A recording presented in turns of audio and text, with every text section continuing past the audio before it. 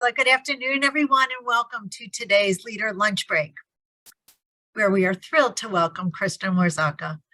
We are all aware of the tremendous needs that surfaced during the pandemic and the heroes who rose to meet those needs.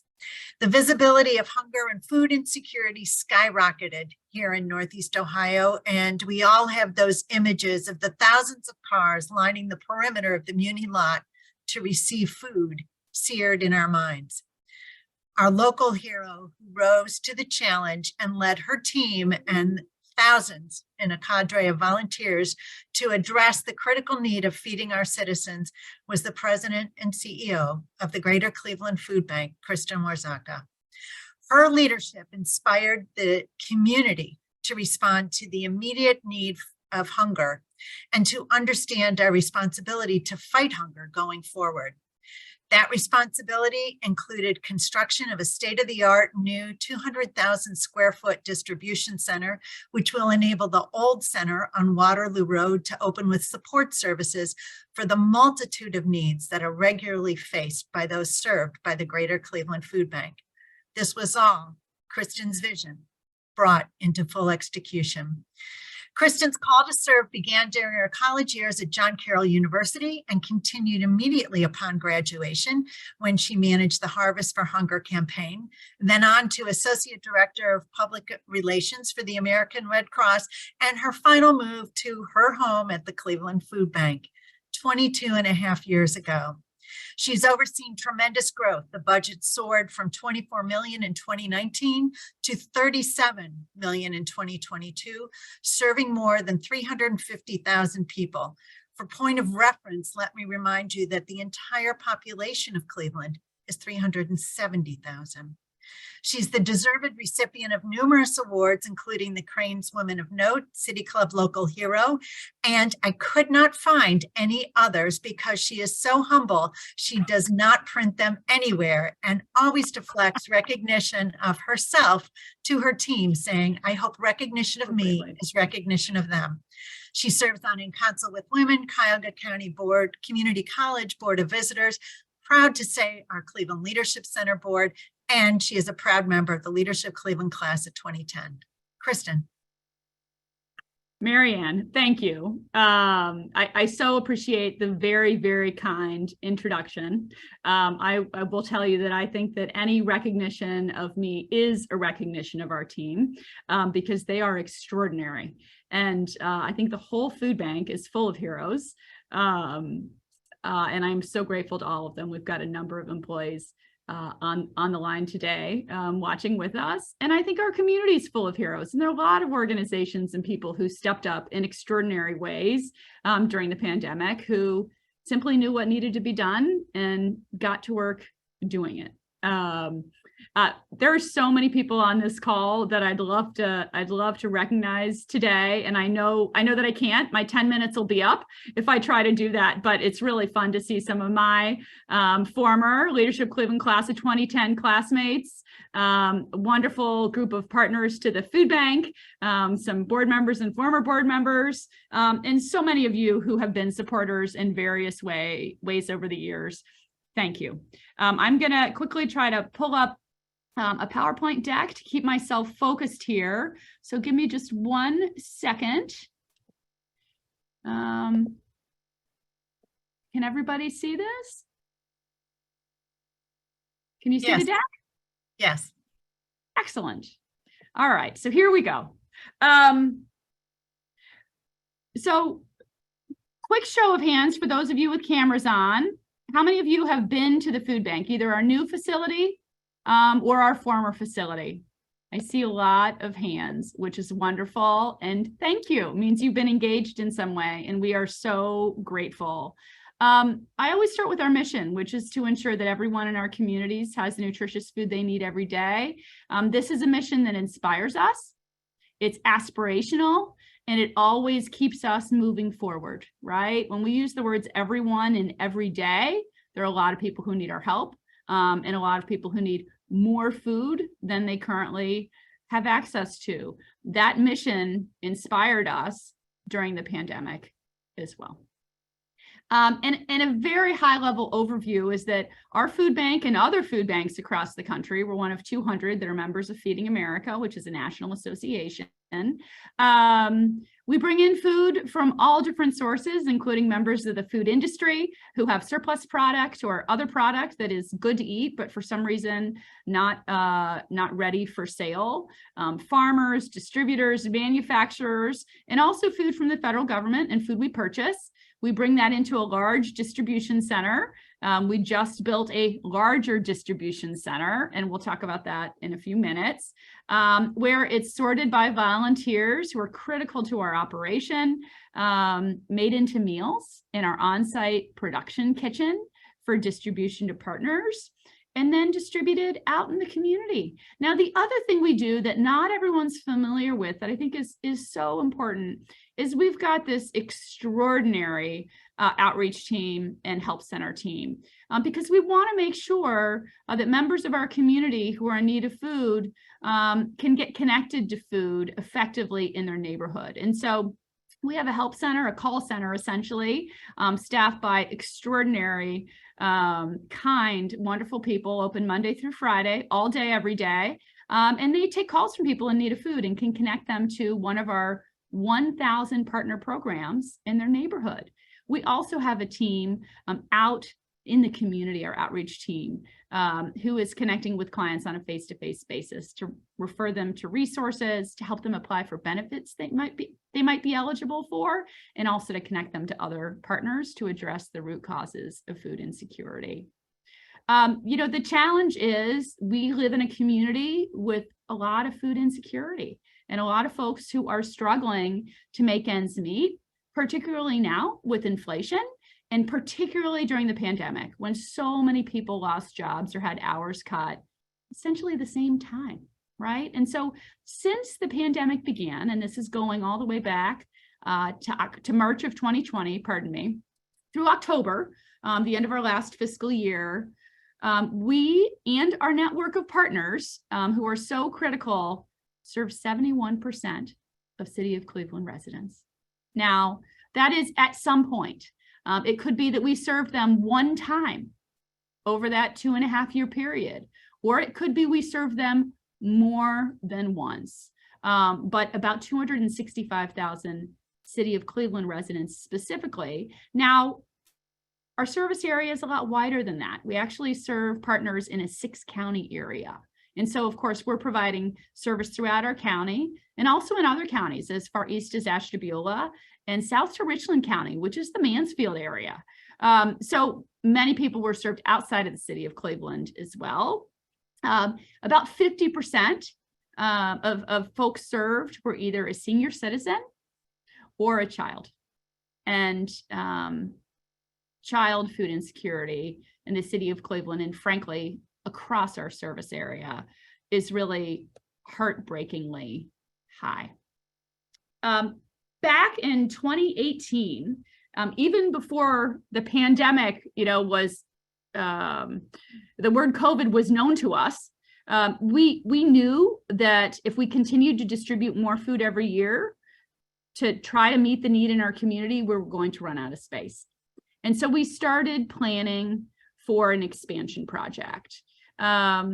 We got really deeply engaged in the planning in 2019, trying to make sure that we had additional space before we ran out of room, which was something we could see kind of way out on the horizon. And then the pandemic hit in March of 2020, and we ran out of space almost overnight at our facility. There's so many more people who needed us.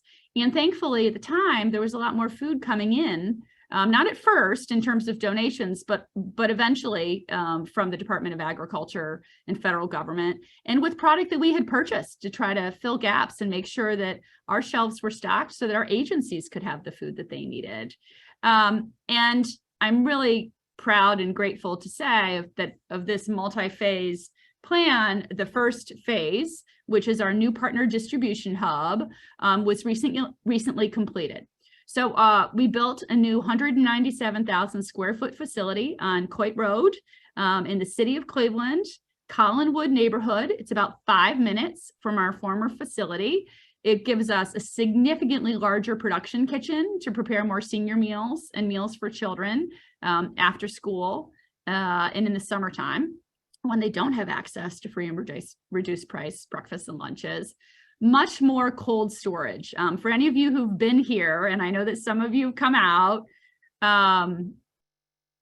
we've got just enormous freezers and coolers and a cold temperature dock with 14 bays.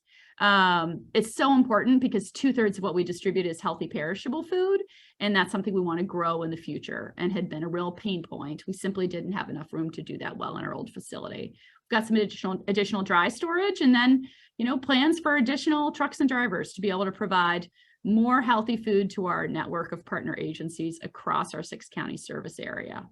The second phase of the campaign is a new community resource center. We have begun renovations at our former facility on South Waterloo Road, the one that you can see from the highway, to add not only a family-friendly choice food pantry, open evening and weekend hours so that we can reach working families who often have a hard time accessing services because of their busy schedules, but also we are inviting in an extraordinary network of other nonprofits so that when clients come in for food, they also can be connected on site to other social service agencies who can help them address the underlying issues of hunger, including most often issues associated with employment, housing, and healthcare, but the list goes beyond that.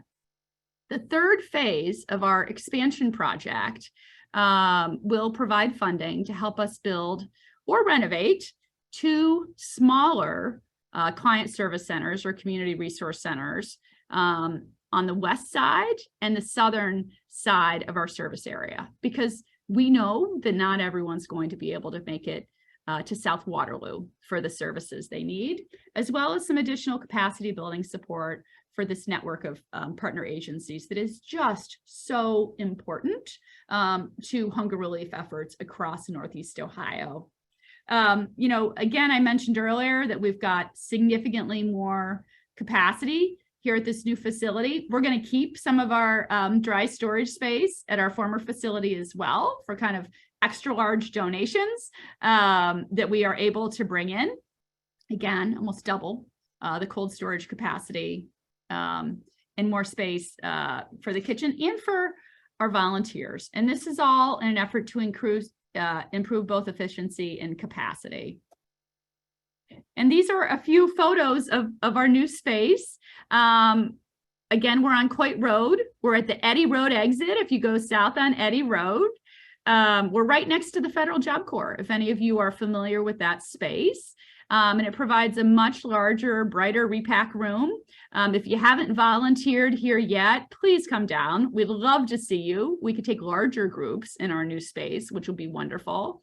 And, you know, we really need volunteer support. Our numbers aren't quite back from where we were pre-pandemic. You know, as more organizations work from home and as schools are maybe a little more hesitant to do field trips that were used to be regular occurrences, we're still working to get our volunteer numbers back up. And this space has the capacity to bring in even more volunteers over time. And volunteers are critical. You can see our larger dock area and then also our beautiful new production kitchen, which is going to give us the capacity to make almost 20,000 meals a day. You know, I hope and pray we never need that capacity. But we do need to be prepared, and we need more space, significantly more space than we had in our former facility. And so this gives us that. Again, the next phase of the campaign is this community resource center. And I have to tell you, this is something that I am just over the moon about. As someone who's been in food banking, a food banker for more than 20 years, you know, we as food bankers have long talked about a dream of putting ourselves out of business. But the best way to put ourselves out of business is to have fewer people who need our help. And so connecting local people who are food insecure with the incredible network of great nonprofits we have in this town to help kind of connect the dots I'm just thrilled about.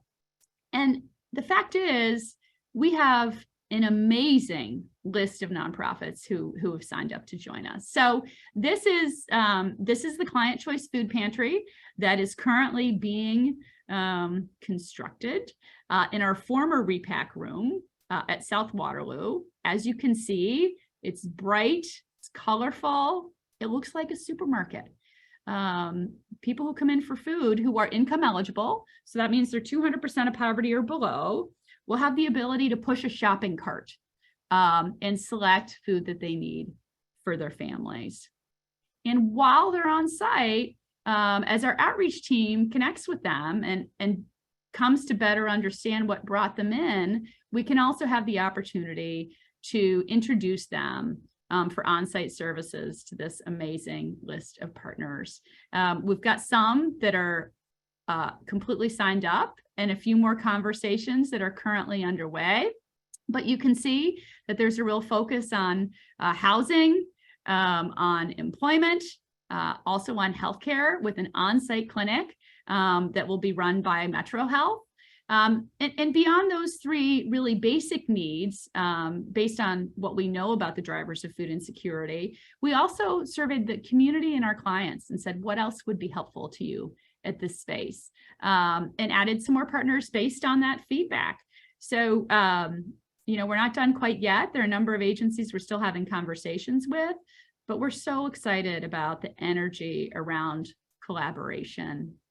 And together, between the new partner distribution hub and our community resource center, we believe we can be serving 30,000, almost 30,000 additional households a year, 10 million more meals annually, right? As well as millions more kitchen meals annually. Now, this is all over time. It's over a 10-year plan. It won't happen overnight, but we need to be working towards our mission of making sure that everyone has a nutritious food they need every day. And this additional capacity is going to help us do that. I mentioned earlier our help center. I will tell you there are a lot of people now who are in need of help for the first time, working families on tight budgets, and seniors living on fixed incomes who simply can't afford the average of, I think it's $343 a month that Ohioans are paying on basic living expenses, more than we were paying last year. So if you know of anyone, if you've got a client, a friend, a colleague who might be struggling, our help center is ready to help. And then, of course, we're always looking for supporters in other ways, volunteers, which I mentioned earlier, and our annual Harvest for Hunger campaign is right around the corner, one of our nation's largest food and funds drives. That's a great way to engage as well, or to advocate. And you can sign up to be an advocate on our website. So I've kind of flown through that deck in the interest of time. I'll turn it back to you, Angela. Thank you. Yeah. Kristin, it's impressive, very impressive to see what is done and how you've accommodated the changing times.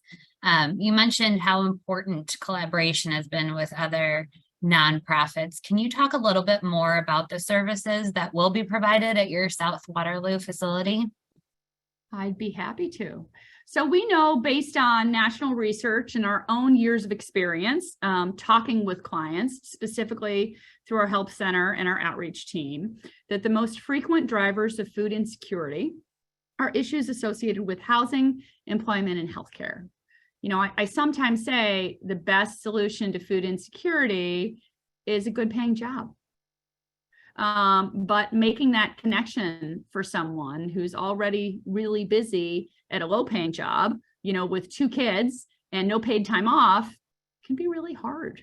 And so, having partners on site who can connect people to better jobs or connect people to training to help prepare them for better jobs is really important. Housing issues are also a leading driver of food insecurity, as well as problems with healthcare. And so we wanted to make sure we had all of those partners here, as I said earlier.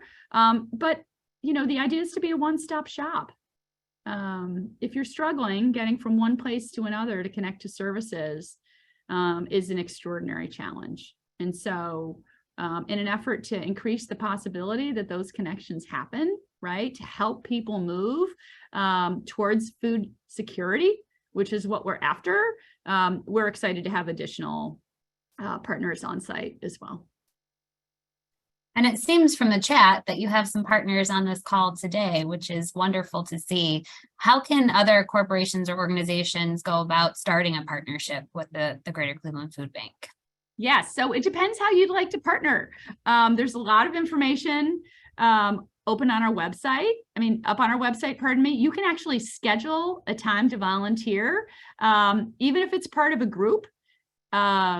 On our website, which is great. You can also sign up to advocate, which is wonderful. I believe that Tiffany Scruggs, who is one of our extraordinary leaders, is on the line. She is helping lead and coordinate partners at South Waterloo. So if you're part of a nonprofit interested in getting involved there, Tiffany would be a great person to reach out to. And you can see some of the folks like Legal Aid, and I think I saw someone from Metro Health on the call as well. So I also see, I see a comment from University Settlement from Tony Brancatelli, former Leadership Cleveland pal of mine. But I also think that Grace Wright from University Settlement might be on this call. University Settlement does an amazing job. They were true heroes during the pandemic. And they are one of the partners that we're incredibly proud of. That's wonderful. Thank you. So I have had the opportunity to visit the center, and it is impressive. It's a beautiful space. Can you talk a little bit about how you got the community involved in launching this new space, particularly with the artwork and some of the other things that you've done? Oh, sure. The planning for this does go all the way back to kind of late 2018 and early 2019.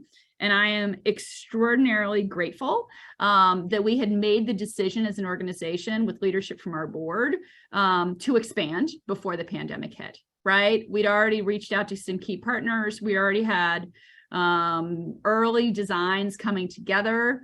And so when the pandemic hit, frankly, it just became even more urgent. And it became a real priority, frankly, an emergency to open our new community food distribution center, our new partner hub, as quickly as possible. But we've got amazing volunteers. We've got an extraordinary board. We've got committees who are helping us. We've got a campaign leadership committee who's helping us raise the $79 million necessary for all 3 phases of this campaign. And we've got just a really committed group of community leaders who I think understand perhaps better than ever the high rates of hunger in our community and want to do something to help. Clevelanders are a wonderful philanthropic group, and they care about issues like hunger, want to help reduce the number of people who struggle with it. Speaking of that, we had a question come in. Are there volunteer opportunities that are appropriate for children? Yes, it depends how the ages of your children.